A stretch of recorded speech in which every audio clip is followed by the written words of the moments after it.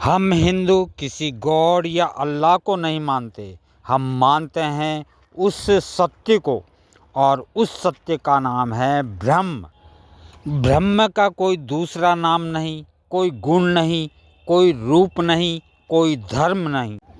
न तो वह किसी सिंहासन पर बैठा है, न किसी न्यायालय में पाप और पुण्य का लेखा जोखा रखता है। न वो सृष्टि बनाता है, न वो सृष्टि चलाता है। ब्रह्म बस सिर्फ ब्रह्म है।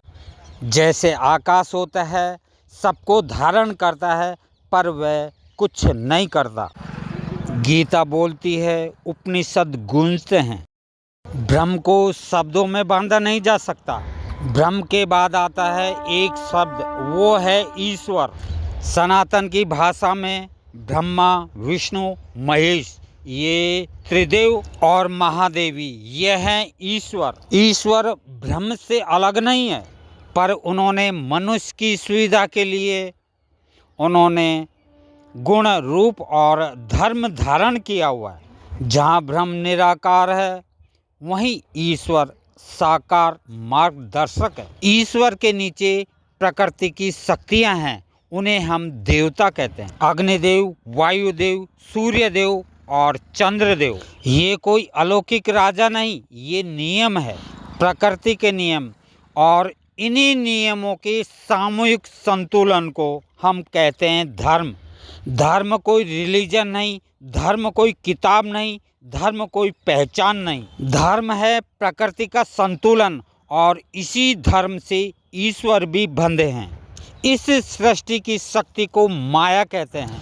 माया भ्रम नहीं, माया व्यवस्था है।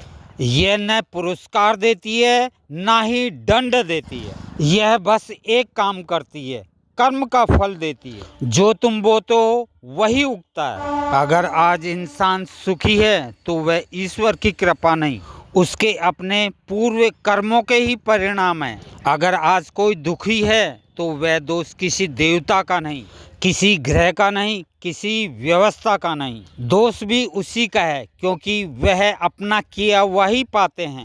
सनातन न डराता है, न लालच देता है, बस इतना कहता है, कर्म सुधारो, भाव सुधरेगा, और फिर भविष्य स्वयं सुधर जाएगा। न कोई मध्यस्थ, न कोई सौदा, बस एक ही सत्य बचता है। उनके अतिरिक्त कुछ भी शाश्वत नहीं।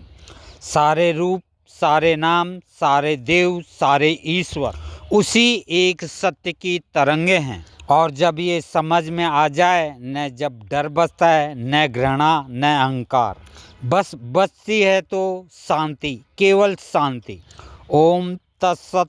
हर हर महादेव।